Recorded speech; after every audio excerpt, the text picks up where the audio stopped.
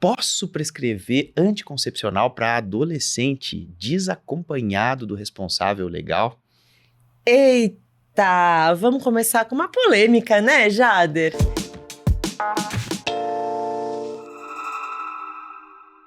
Vamos começar com uma grande polêmica, Marina, porque eu acho que isso é um tema que as pessoas querem muito saber, às vezes, não só os ginecologistas, mas também, assim, os médicos que estão atendendo essas pacientes em posto de saúde, em ambulatório, em consultório, os estudantes de medicina, mesmo gente que já está formada há muito tempo, né, tem às vezes essa dúvida. Chegou lá uma menina de 15 anos pedindo para usar anticoncepcional e ela tá sozinha.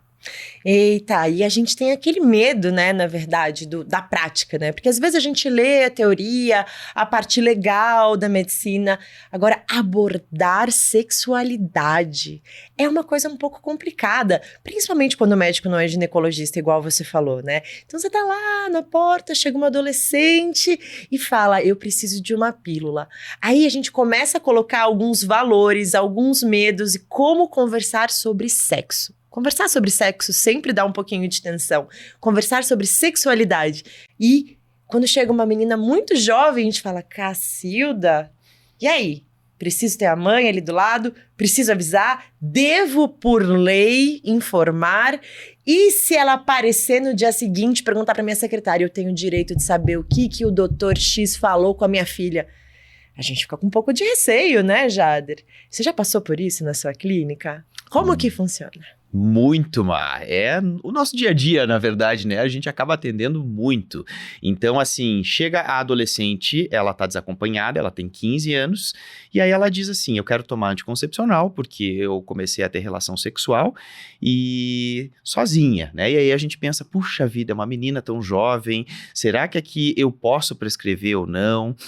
A conduta, então, né, que às vezes muitos médicos têm medo, né, e às vezes acabam ficando meio sem saber o que fazer, é que a gente que é médico, a gente tem a nossa formação para poder justamente ver se essa paciente está orientada, se ela está lúcida, se ela está entendendo o que é uma relação sexual, se ela está tendo, então, uma relação sexual de vontade própria, né? Muito importante isso. Muito importante, assim. Primeira coisa, a gente sempre tem que conversar e entender a situação, porque muitas vezes ela pode estar sendo enganada, pode estar sendo ludibriada, né? Nem entender o que está acontecendo, na verdade, né? E isso é uma coisa que a gente tem que ter muita delicadeza em abordar. A gente tem que aprender a ouvir muito da paciente e, às vezes, mesmo guiar com algumas perguntas para entender se esse processo de relação sexual é algo que ela sabe exatamente do que se trata, né? Exatamente. Então, assim, a gente vai conversar com ela e a gente vai ali definir se realmente ela tá orientada, se ela tá entendendo o que é que ela tá nos solicitando. E a gente julgando, a gente tem esse julgamento clínico, né? A gente julgando que sim, que ela tá orientada, que ela tá coerente, que ela compreendeu, a resposta é sim, a gente pode prescrever. Porque, gente, ela é menor perante a lei. Se a gente for pensar assim, a lei brasileira, ela é uma menor de idade. Mas no atendimento médico, no acolhimento de um serviço de saúde, não existe essa história de ser menor de idade. Isso é para questão jurídica, né? Não tem nada a ver com a questão de acolhimento por profissional da saúde pelo médico. Então, assim, se ela chega solicitando o anticoncepcional, a gente vai primeiro avaliar se ela está coerente, a gente vai entender se ela realmente compreende o que é uma relação sexual, a gente vai conversar sobre sexo, isso faz parte da avaliação médica, e aí, então, a gente, tendo esse parecer, né, de que realmente ela é uma pessoa que está dizendo corretamente aquilo que ela quer e entendendo corretamente, a gente pode sim prescrever e não precisa chamar nem informar o responsável legal. Mas tem outras coisas também, né, Mar? Tem um monte de coisas, né? A gente precisa entender que o sexo não é só relacionado à gravidez. Então, eu acho que é uma excelente oportunidade, né? A gente estava até conversando aqui antes de começar o nosso bate-papo, né, Jader? Sobre a importância da gente entender e falar sobre sexo como um todo, e não só como pílula. Porque muitas vezes essas adolescentes, elas têm muito medo de gravidez, né? Então, eu comecei minha vida sexual, consensual, tenho um namorado, quero começar a me relacionar, então eu fico com medo de engravidar. Mas muitas vezes elas não conseguem compreender outras possibilidades que não a gravidez, né, Jader? Então, talvez seja uma excelente oportunidade para a gente abordar doenças sexualmente transmissíveis, lesões que podem ser por uma vida inteira e conversar, né, que infecções sexualmente transmissíveis não tem cara, né, Jader? Principalmente quando a gente vai falar aí em relação à mais prevalente de todas, que é assintomática na grande maioria das pessoas, que é a clamídia, né? E aí? Pois é, e ela causa um estrago, né? A clamídia, ela realmente é super prevalente e ela pode causar um estrago, né? Se ela não for tratada precocemente. Ela pode obstruir tubo uterina, gerando infertilidade no futuro, ela pode aumentar risco de gravidez ectópica, ela pode dar dor pélvica crônica, então pode gerar uma doença inflamatória pélvica com abscesso tubovariano no futuro. Então, realmente, a gente tem que aproveitar essa oportunidade, né, que essa paciente chegou pra gente. Como a gente estava conversando, né, às vezes elas vão pro Google, né, e acabam ali tentando tirar as informações dali. E é muito bom que ela tenha tido essa iniciativa de procurar a gente, de procurar o profissional da saúde para que ela tenha a informação correta, não a informação de internet, né?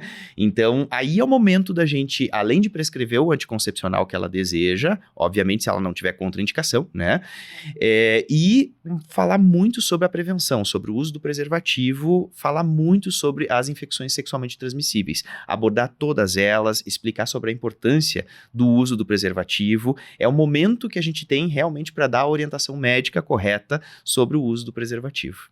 É verdade, porque muitas vezes pessoas jovens não procuram médicos, é muito difícil, né? Porque eles normalmente não têm uma doença. Só que a gente precisa mudar essa ideia, né? A gente tem que procurar o médico para não ter essa doença. Então, a oportunidade da gente estar frente a uma paciente jovem para informar tudo que pode vir a acontecer antes dela ter este contato é incrível, né? Então a gente tem que falar muito sobre prevenção e essa abordagem precisa ser comemorada, porque a partir do momento que uma pessoa sem doença busca o profissional para uma ajuda, a gente aproveita de verdade. Essa geração agora que é a geração do computador, da internet, do Google, né?